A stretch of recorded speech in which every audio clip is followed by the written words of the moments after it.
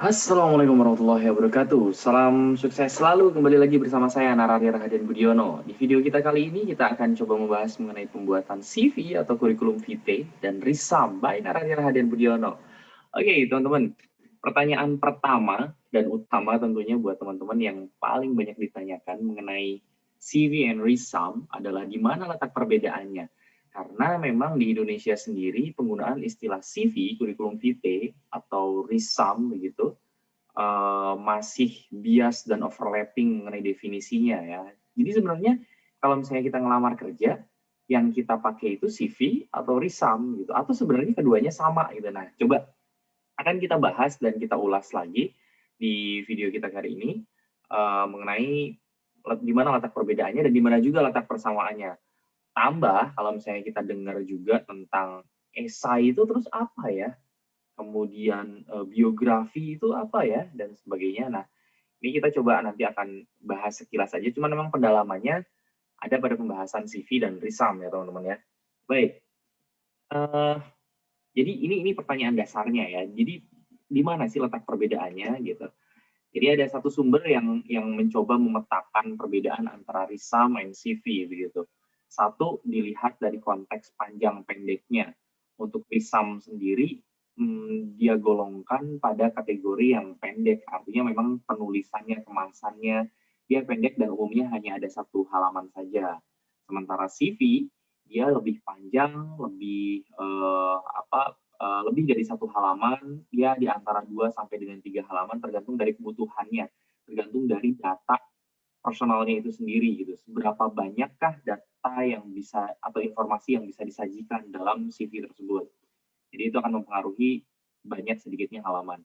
Dilihat dari konteks kontennya, untuk risam sendiri dia lebih spesifik. Jadi hanya menunjukkan skills dan riwayat pekerjaan yang paling relevan. Jadi kebanyakan memang risam dikategorikan atau diperuntukkan untuk kebutuhan melamar pekerjaan sebetulnya, sehingga isi dari risam, data-data dan informasi dari risam itu disesuaikan dengan jabatan, posisi perusahaan yang akan dilamar gitu.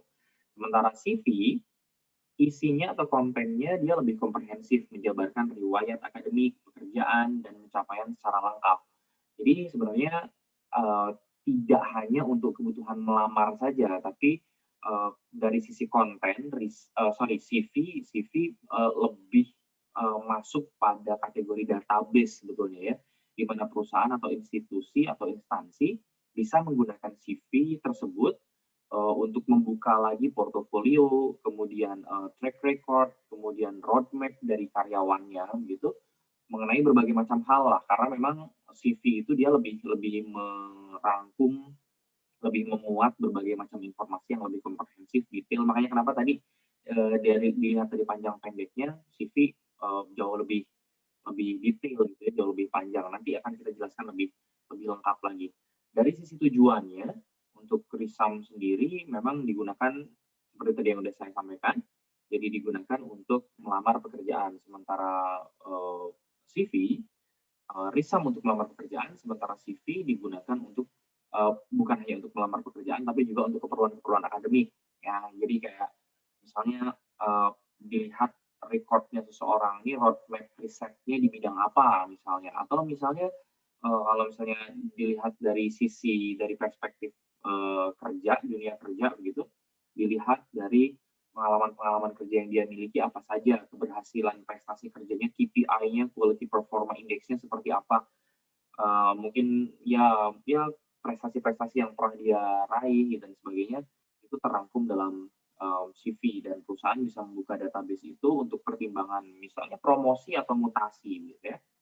Nah, ini sih dari satu sumber di mana mereka membedakan atau memetakan antara risam dengan CV.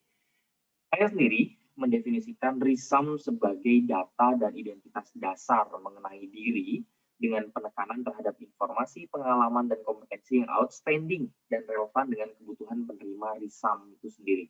Jadi ingat bahwa kata kuncinya di sini adalah pengalaman dan kompetensi yang outstanding.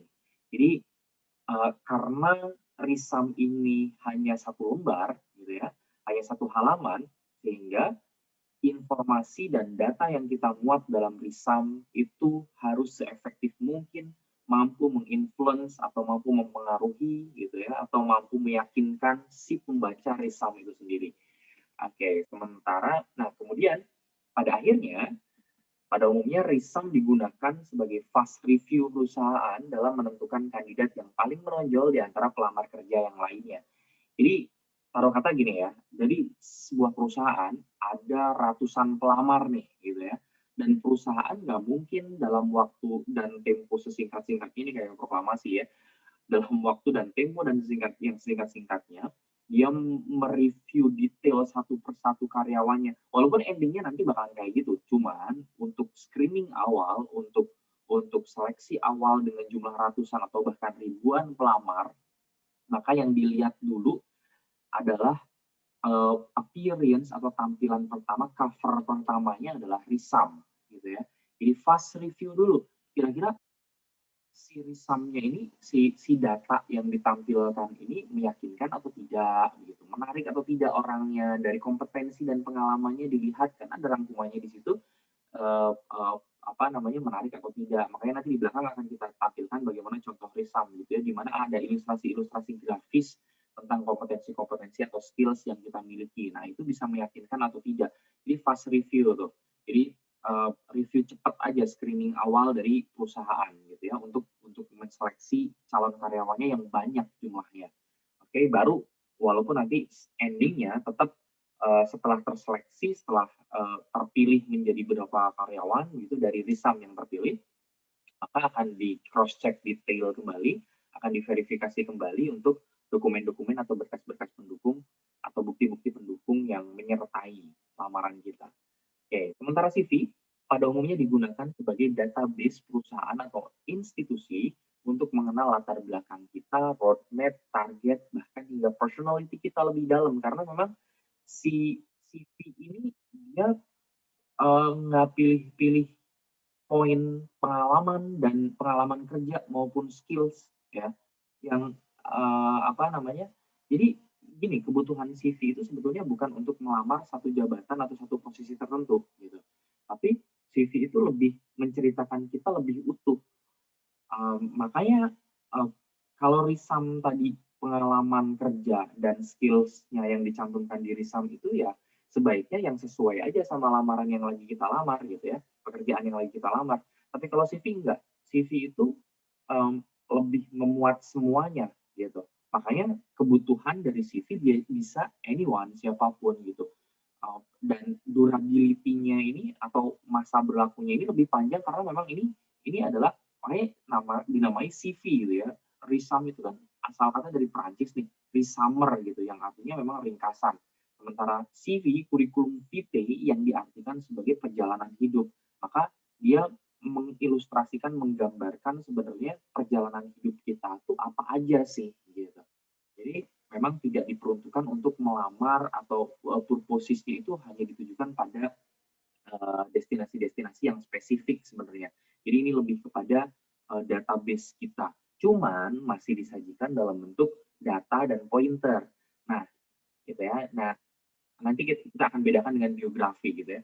Lalu di mana nih letak letak perbedaannya antara CV dengan biografi nanti setelah ini.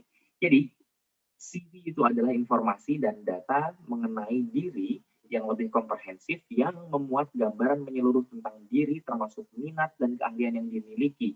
CV lebih universal, dapat diterima untuk kebutuhan apapun. Jadi itu ya penjelasan lebih lanjutnya. Jadi siapapun sebenarnya uh, bisa bisa bisa memanfaatkan CV untuk bisa mengetahui background kita lebih detail, background kita lebih komprehensif, lebih menyeluruh gitu ya. Tidak hanya pada bidang-bidang tertentu aja, domain-domain tertentu aja. Jadi CV lebih menyeluruh lagi. Dan itu tadi durability-nya itu bisa berlaku lebih panjang, lebih lama, karena bisa digunakan kapanpun gitu ya, dibuka kapanpun gitu. Itu CV. Nah, masuk deh gitu. Lalu tambahannya apa nih, ada geografi, esai diri, deskripsi diri, bedanya di mana nih? Gitu. Bedanya di mana? Nah, kalau tadi CV disajikan dalam bentuk pointer-pointer, nanti akan kita berikan contohnya, gambarnya kayak gimana CV. Kalau biografi, esai diri, deskripsi diri, dia lebih naratif lah, lebih naratif, lebih bercerita, lebih ke bercerita begitu ya. Kemudian biasanya bentuknya paragraf demi paragraf gitu. Beda banget sama CV. Kalau CV kan ya itu tadi pointer-pointer tadi, bulat-bulat tadi gitu. Kalau misalnya biografi, esai diri dan atau deskripsi diri dia lebih kepada paragraf ya, narasi-narasi kayak gitu. Nah, tapi biasanya kita diminta untuk membuat biografi, esai, deskripsi diri emang udah ada template-nya sih sebenarnya. Jadi sudah ada variabel yang diminta untuk diungkap itu apa gitu. Misalnya kayak gini. Misalnya kita diminta untuk mendeskripsikan diri kita dalam bentuk esai misalnya mengenai self concept kita gitu, tentang bagaimana prinsip hidup kita, tentang bagaimana mindset kita, cara pandang kita ke depan, cara kita menanggapi sesuatu, cara kita menanggapi sebuah kasus gitu. Nah, memang menjadi sangat heterogen banget, tergantung dari kebutuhan perusahaan, kebutuhan kenaikan jabatan, apa yang ingin kita ungkap dari esai diri kita gitu.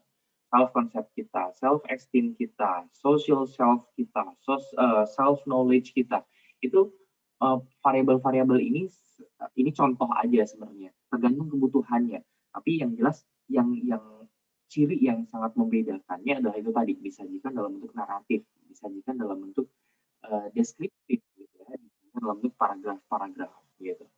Nah, di sini biasanya memuat apa ya, memuat mengenai apa yang memotivasi kita, bahkan kita memungkinkan pada saat deskripsi diri atau esai diri kita memungkinkan bercerita tentang pengalaman, bukan pengalaman kerja aja, tapi pengalaman kejadian gitu, momen yang bisa menginspirasi kita, memotivasi kita, kita memungkinkan masuk di situ gitu. Tapi pada video kita kali ini kita tidak akan membahas lebih detail tentang deskripsi atau esai diri. Kita mau fokus pada CV and resume gitu ya, yang pada umumnya memang dibutuhkan untuk kalian para job seeker atau pelamar kerja. Oke. Nah, di balik perbedaan antara CV and resume sebenarnya terminologi dan tujuannya tuh sama sebenarnya. Mereka berdua tuh berfungsi sebagai self branding. Jadi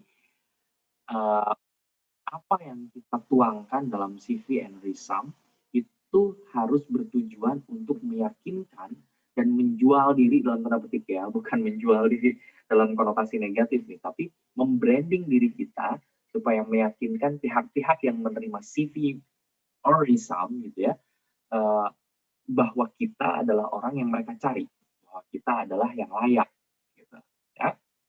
Nah, maka saya merekomendasikan dua prinsip lah paling enggak ya ketika kita menyusun CV and resume. Jadi sedikit saya kasih ilustrasi bahwa kebanyakan dari kalian ya, yang belum paham tentang filosofi dan purposes dari CV and resume adalah ketika kalian bikin CV gitu ya, yang kita kenal CV lah ya. Karena gini sebenarnya di beberapa negara CV and resume itu di beberapa negara menggunakan dua hal yang berbeda gitu. Misalnya kita bicara Amerika, Amerika dia lebih suka membaca resume daripada CV gitu. Jadi hanya satu lembar, bahasanya singkat, padat gitu dan ada ilustrasi grafisnya di sana selesai gitu. Dan spesifik pada tujuan-tujuannya untuk melamar kerja ya, untuk melamar kerja spesifik pada tujuan-tujuannya. Sementara di Inggris misalnya, kemudian Irlandia, Australia misalnya, dia lebih senang baca CV karena dia dia juga pengen tahu background serta pengalaman-pengalaman, meskipun pengalaman dan backgroundnya mungkin nggak terlalu sesuai sama apa yang dia tuju, apa yang dia lamar gitu ya. Nah ini berbeda-beda. Indonesia sendiri masih ada dualisme nih gitu, antara CV dan resume atau bahkan mixing gitu, ada CV dan resume gitu. Tapi kesalahan yang paling fatal adalah kebanyakan ketika diminta untuk membuat CV lah, oke kita sebut aja CV gitu ya. Ketika kita diminta untuk membuat CV, isinya basic banget, isinya standar banget, hanya sekedar memindahkan data-data yang ada di ID diri kita, entah itu KTP, entah itu SIM atau ijazah, ke dalam Word, ke dalam satu kertas. Ini yang keliru gitu. Bahwa kalau misalnya hanya sekedar basic information aja mereka sebenarnya udah bisa cross check dari berbagai ID atau berbagai lampiran yang kamu lampirkan gitu. Nah, yang justru harus muncul di sini adalah uh, gambaran mengenai diri, ya, mengenai kapasitas kita gitu, mengenai kapabilitas kita itu yang nggak muncul. Makanya di sini prinsip pertama yang saya tawarkan, yang saya rekomendasikan adalah CV Anorism adalah upaya mendeskripsikan gambaran diri melalui dokumen sekaligus membangun keyakinan orang lain terhadap kapabilitas diri. Yang kedua, berbagai informasi yang tertulis dalam CV Anorism adalah data atau pengalaman yang otentik dan benar-benar real. Itu digarisbawahi dulu. Artinya kita nggak boleh ngarang tuh. Kita nggak boleh mengada-ada menuliskan informasi atau data tentang diri kita pada CV Anorism. Dan pada umumnya, CV Anorism ditujukan untuk menarik perhatian, membangun kepercayaan, serta bukti kredibilitas seseorang. Maka, kalian lihat yang dicetak merah di sini, maka CV Anorism bukan sekedar data diri, tapi di dalamnya memuat informasi di mana informasi itu bersifat branding. You know branding? Kita nggak bakalan, oke lah, kita analogikan pada hal yang lain. Kita mau menjual sebuah produk gitu ya, pisau. Tapi kita tidak pernah menceritakan keunggulan dari pisau itu. Nggak pernah menceritakan tentang ketajamannya gimana, fungsi dari pisau itu apa aja, multifungsi atau enggak, dan sebagainya. Ya mana orang mau beli gitu. Hanya sekedar ngasih tahu ke orang, ini pisau loh. Ini sama dengan diri kita gitu. Kalau misalnya kita bikin CV and resume, kemudian kita hanya menyampaikan, saya Arya nih, dan saya laki-laki, saya lahir Banjar 31 Agustus 1988. For what? Gitu. Dan orang mungkin udah tahu tentang itu. Yang pengen orang tahu adalah seberapa tajamnya tuh si Arya, seberapa berfungsinya tuh si Arya. Jadi analoginya kayak gitu. Sekali lagi, fungsi dari CV and resume adalah untuk membranding diri kamu, meyakinkan orang yang menerima CV and resume bahwa kamu adalah orang yang paling layak diterima di institusi mereka atau diterima di perusahaan mereka. Oke, catat ya.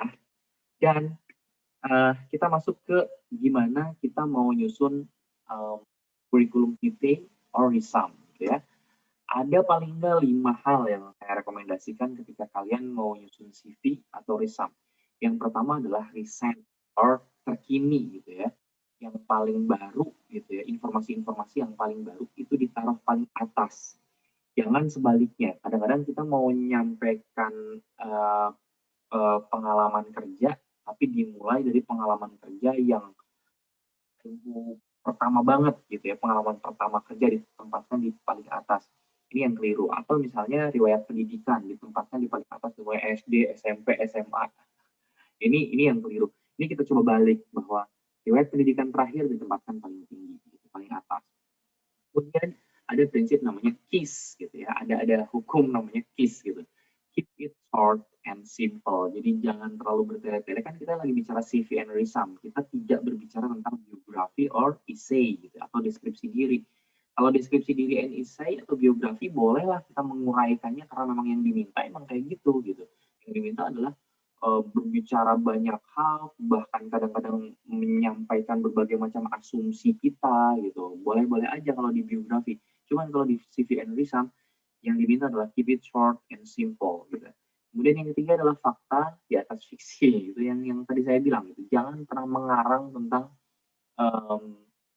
keterampilan kamu terutama ya, kompetensi kamu. Kamu nggak bisa AutoCAD, kamu nggak bisa video editing apapun itu, Adobe Audition misalnya, tapi kamu tuliskan dalam CV atau tulisan, kamu tuliskan bisa, ini akan menjebak kamu sendiri nanti. Gitu. Yang keempat adalah penguasaan bahasa asing atau lebih dari satu bahasa akan memberikan penilaian lebih, gitu ya. Ya, ini sebenarnya lebih kepada bagaimana fenomena kompetisi industri, kompetisi dunia kerja, globalisasi dan semakin terbukanya karena ada era teknologi gitu, semakin terbukanya proses komunikasi, semakin terbukanya kemungkinan negosiasi dengan lintas wilayah, lintas bahasa, lintas bangsa gitu. Itu memang menjadi challenge tersendiri di dunia industri gitu, di era saat ini gitu. Makanya ketika mereka punya sumber daya manusia yang mampu menjembatani komunikasi gitu ya, walaupun itu sebatas komunikasi daerah ya, mungkin komunikasi bahasa daerah ya maksudnya. Mungkin perusahaan itu berkebutuhan untuk menegosiasi satu komunitas, satu suku misalnya, satu populasi yang memang sifatnya kedaerahan misalnya, dan ketika ada orang yang punya penguasaan bahasa daerah lebih dari satu, maka itu adalah aset bagi mereka. Jadi ini sih saya pandang sebagai satu nilai plus ketika kalian bisa menguasai lebih dari satu bahasa, gitu. Apalagi kalian bisa menguasai bahasa asing. Oke, dan yang terakhir adalah perhatikan etika dan estetika ketika membuat CV or resume gitu. Nah, nggak pernah ada standar baku sebenarnya tentang bagaimana membuat CV dan resume itu. Cuman kita perlu perhatikan tipe perusahaan seperti apa yang kita lamar gitu. Kalau misalnya memang dia bergerak di bidang arts gitu, ya mungkin kita bisa mengemas CV or resume kita sekreatif mungkin gitu. Mungkin juga perlu full color yang tetap proporsional ya tentunya ya, nggak terus Magiku Hibiniu masuk semua di situ, jadi lebay banget rasanya CV dan resume itu, tapi proporsional lah. Tapi kemudian menyisipkan berbagai symbol mungkin atau mungkin picture gitu yang unik, yang cakep gitu ya mungkin aja. Tapi ada beberapa perusahaan yang memang apa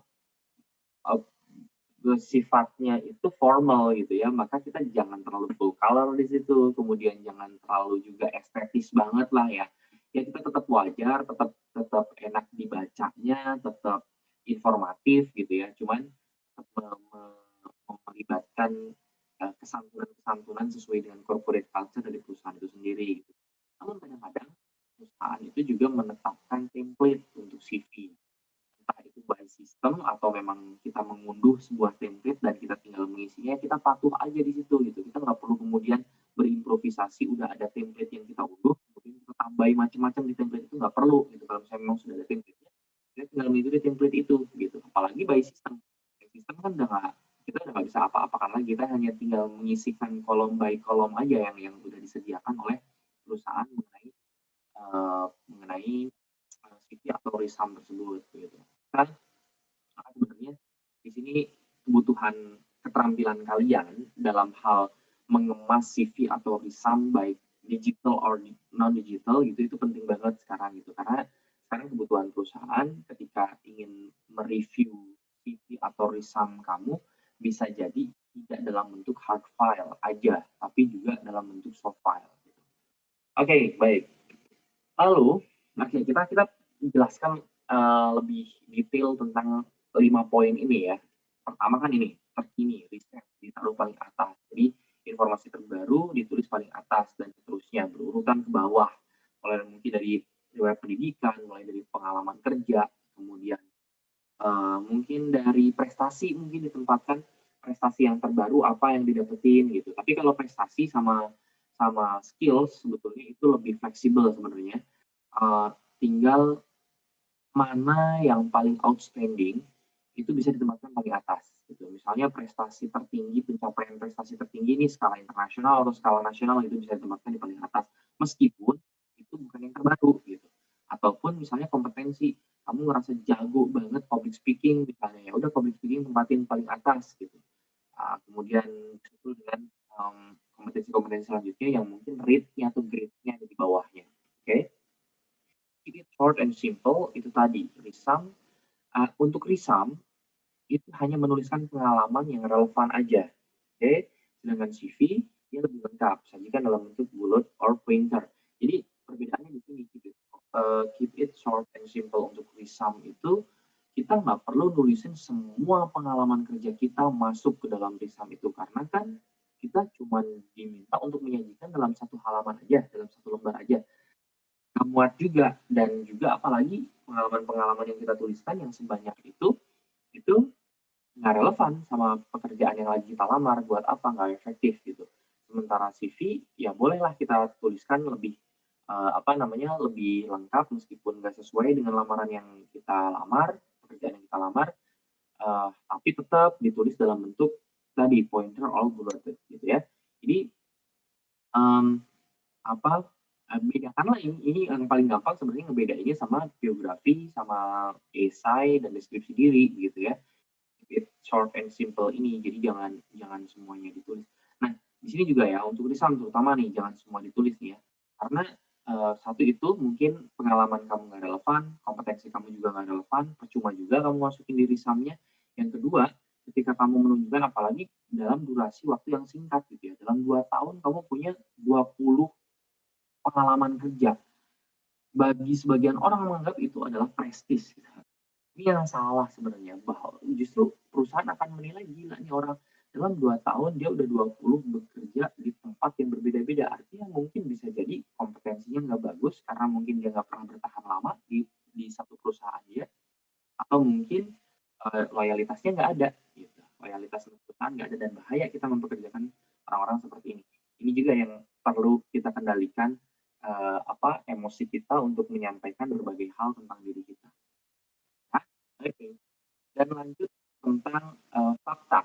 Jangan menuliskan data diri atau kompetensi dan keahlian yang tidak sesuai dengan kenyataan. Tadi udah saya jelasin bahwa kalau kamu menuliskan data-data atau informasi yang tidak sesuai dengan kenyataannya, maka itu mungkin cepat atau lambat akan terkonfirmasi pada masa seleksi atau pada masa training gitu. Mungkin pada masa seleksi ada satu step tahapan cek ini sebelumnya tentang ragam dan tahapan seleksi kerja.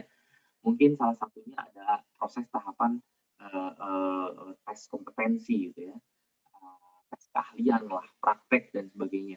Nah, itu yang nanti akan terkonfirmasi. Katanya kamu jago Excel-nya, rate-nya bintang 5 di situ, tapi diminta untuk ascending dan descending aja nggak bisa, ini bahaya nih ya. Makanya jangan mengarang di sini. Oke. Dan itu tadi, kalau misalnya kamu bisa bahasa asing lebih berbahasa lebih dari satu, bahasa asing ya, lebih dari satu, itu akan jadi nilai plus sendiri. Dan saya rasa sekarang sah-sah saja loh ketika kamu bikin CV or resume dikemas dalam bentuk bahasa Inggris. Tapi emang harus sesuai aja, harus konsisten aja. Kalau misalnya memang kamu merasa kamu jago bahasa Inggris kamu pasif and aktif gitu dan kamu buktikan dengan nih loh buktinya. CV and resume saya aja saya tulis dalam bentuk bahasa Inggris gitu. Oh, keren tuh, bagus gitu. Tapi jangan memaksakan bahasa Inggris kamu pas-pasan, CV and resume kamu tulis dalam bentuk bahasa Inggris. Ini nanti nggak sesuai, yang jomplang gitu ya, yang memaksakan banget, kelihatan banget. Tapi ketika kamu punya skills ini akan jadi lebih plus buat. Oke, English ya. Kamu bisa bahasa Perancis atau bisa bahasa Jerman, kamu tulis CV dan resume kamu dalam bahasa Prancis dan Jerman, bukannya diterima, bukannya kagum, malah bingung HRD-nya, malah bingung tim seleksinya, nih nggak bisa baca, kemungkinan ditolak mah iya gitu. Oke, dan perhatikan etika dan estetika nanti akan kita tampilkan dalam bentuk picture-nya seperti apa nih, penampakannya seperti apa sih CV and resume itu gitu, supaya bisa kelihatan etikanya gimana, estetikanya gimana. Oke, nah ini dia, itu CV teman-teman. Ini CV yang standar banget gitu ya, ini CV saya, ini CV yang standar banget, jadi uh, tidak ada border, tidak ada hiasan apapun di sini. Anggaplah ini memang CV yang ditujukan untuk perusahaan yang sifatnya formal banget, tidak cukup hanya satu lembar, maka harus berlembar-lembar di sini gitu ya.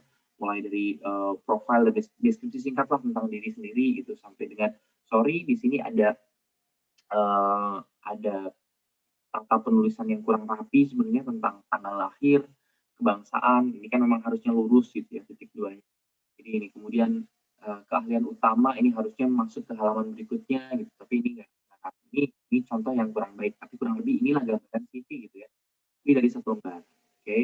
Dan kamu bisa mengilustrasikan, nah di sini nih kalau misalnya kamu perhatikan tentang skills kita gitu. Di dalam CV maupun resume, skills kita sebaiknya tidak digambarkan dalam bentuk deskriptif, dalam bentuk naratif, dalam bentuk paragraf, tapi diilustrasikan dalam bentuk grafis gitu ya. Entah itu dalam bentuk diagram, entah itu dalam bentuk kayak gini misalnya rate ini ya rate ya. Apapun itu silahkan misalnya skala skala berapa sampai berapa. Oke. Ini, ini kalau saya dilihat pengalaman kerja saya sebagai trainer misalnya di 3 tahun terakhir hampir semuanya saya tulis di situ gitu. Nah ini yang dinamakan CV gitu, dimana semuanya termuat relevan atau nggak relevan, orang bakalan relevan atau nggak relevan dengan pekerjaan saya, baik pekerjaan yang sedang saya jalani sekarang ini ataupun pekerjaan yang sedang saya lamar misalnya begitu, memang CV kebutuhannya bukan untuk bukan menunjukkan bahwa, saya yang terbaik di antara pesaing yang lain, enggak ya. Tapi CV lebih kepada kebutuhan perusahaan atau instansi ingin melihat background saya lebih detail. Nah, ini juga contoh CV yang kemasannya lebih interesting lah ya. Ini oke, ini CV teman saya, mohon izin Mas Rizky gitu. Ini dia seorang grafolog and trainer, ini sekaligus saya promokan ya Mas Rizky. Jadi, dia gambarkan tentang license yang dia punya, pengalaman kerjanya, ini cakep banget nih. Jadi apa kemasannya udah mulai menarik, fotonya juga nggak terlalu formal gitu, fotonya apa namanya menarik gitu. Kemudian sedikit mencantumkan quotes atau bahasa anak-anak zaman dulu tuh kata-kata mutiaranya dia gitu ya. Dan ini halaman selanjutnya tentang experience-nya, tentang skills-nya, uh, ya pengalaman kerja dan sebagainya dari tahun ke tahun ya. Ini gambaran dari CV yang udah dikemas lebih custom gitu ya, lebih lebih interesting. Nah, sementara untuk contoh Risam sendiri, dia lebih ke tadi ya, lebih ke tampilan singkat banget gitu dalam satu halaman. Ini Risam gitu. Kalau misalnya kamu pernah dapat tugas merisam gitu, meringkas gitu ya, berarti emang isi dan datanya emang harus seringkas mungkin di situ. Jadi cuma satu lembar. Ini contohnya risam saya. Jadi di sana ada di sana ada ya, sekali lagi gambaran detail tentang diri saya gitu ya, kemudian pengalaman kerja, kemampuan bahasa, sertifikat yang saya punya, skillsnya bagaimana dan seterusnya. Oke, latar belakang pendidikan ini kurang lebih risam saya ya.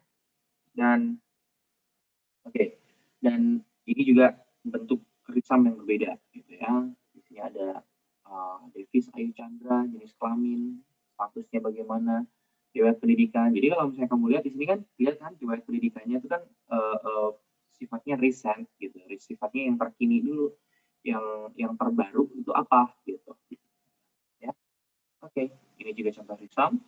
Oke, dikemas dalam satu halaman, dia mencantumkan. Jadi hampir semua bentuk risam itu menampilkan, mengilustrasikan skills yang dia miliki dalam bentuk grafik. Ya. Nah, ini juga dalam risam saya dalam bentuk yang berbeda. Oke, and last suggest dari saya adalah teman-teman sebaiknya perlu memetakan diri terlebih dahulu tentang pekerjaan yang teman-teman lamar. Sebaiknya posisi atau jabatan atau pekerjaan yang dituju itu memang sesuai passion-nya. Cek lagi di channel YouTube saya, cek lagi di video saya yang lain tentang pentingnya mensuap diri, identifikasi tentang strength, weakness, opportunity, and threats kalian itu apa gitu, tentang kekuatan, kelemahan, peluang-peluang yang kalian miliki, ancaman-ancaman kalian, itu tantangan-tantangan kalian ke depan itu apa gitu.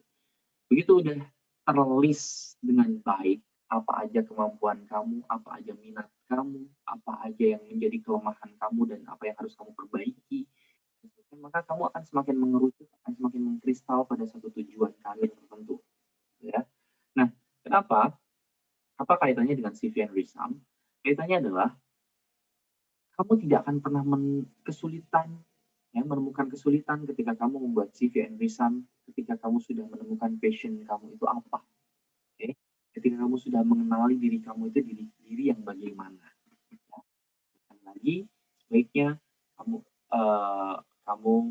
tuju lamaran itu sesuai dengan passion kamu, sesuai dengan kondisi kamu. Ingat satu teori karir bernama Trade and Factor atau John Holland misalnya, di mana mereka punya interest yang tinggi untuk the right man on the right place gitu. Jadi orang yang tepat pada tempat yang tepat. Gitu. Kalau misalnya kita ingin disebut sebagai profesional, maka kita harus mengerjakan sesuatu yang kita bisa dan yang kita mau, yang kita suka. Gitu. Bisa dan suka, maka kita akan dinilai sebagai profesional. Gitu. Kita akan menikmati dan kita akan baik hasilnya. Gitu.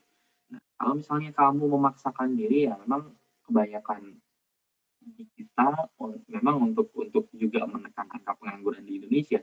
Pada akhirnya pragmatis juga, apapun pekerjaannya hajar aja gitu. Cuman itu tadi, untuk mencapai level profesional maka ini perlu perjalanan yang cukup berat. berat gitu, perlu perjalanan yang cukup panjang. Maka kenapa kita tidak mengawali eee, pekerjaan kita pada sesuatu hal yang memang kita expert di dalamnya dan kita suka gitu, ya. Dan terakhir banget nih, I'm so apologize buat teman-teman yang udah pernah tanya ke saya tentang perbedaan antara CV and resume dan saya bertobat banget, sorry banget, saya bertobat banget karena saya salah memberikan informasi, sorry ya.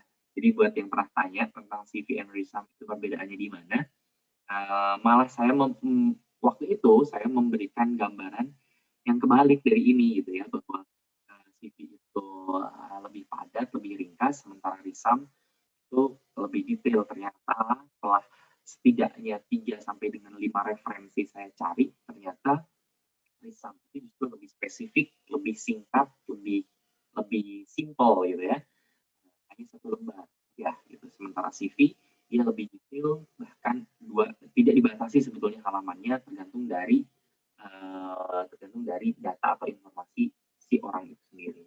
Jadi sorry banget bagi yang sudah terinformasikan sebelumnya, saya ralat di video ini bahwa CV itu lebih detail, lebih panjang gitu ya, mungkin juga tidak berhubungan dengan pekerjaan yang dia lamar, sementara resume dia lebih spesifik, lebih simple, lebih sorry, lebih lebih bukan lebih spesifik ya, lebih tertuju gitu ya, lebih lebih fokus gitu, lebih tertuju karena memang yang dicantumkan, skills yang dicantumkan dan kompetensi yang dicantumkan memang yang relevan dengan pekerjaan yang sedang dilamar gitu. Hanya 1 halaman gitu. Keduanya saya pikir sama-sama penting untuk menyisipkan, informasi-informasi berbentuk grafis gitu. Karena ketika informasi-informasi terutama terkait dengan kompetensi gitu ya, tidak disajikan dalam bentuk grafik, jatuhnya nanti bisa jatuh ke biografi atau deskripsi diri. Ini yang membedakan antara CV applikan dengan, biografi atau deskripsi diri. Oke, teman-teman itu aja yang bisa saya sampaikan dan sekali lagi selamat mencoba, semoga sukses ya kalian menyusun CV and resume, perhatikan berbagai macam prinsip, kaidah dan hukum-hukumnya. Semoga CV kamu atau resume kamu adalah CV dan resume yang di-packaging semenarik mungkin, yang mampu meyakinkan perusahaan, yang paling tidak pada proses fast review dari HRD atau tim seleksi, kamu dinilai yang paling menonjol, kamu yang dinilai yang paling outstanding daripada kompetitor yang lain. Itu aja yang bisa saya sampaikan. Terima kasih dan mohon maaf atas segala kekurangan. Wabillahi taufiq wal hidayah. Wassalamualaikum warahmatullahi wabarakatuh. Salam sukses selalu.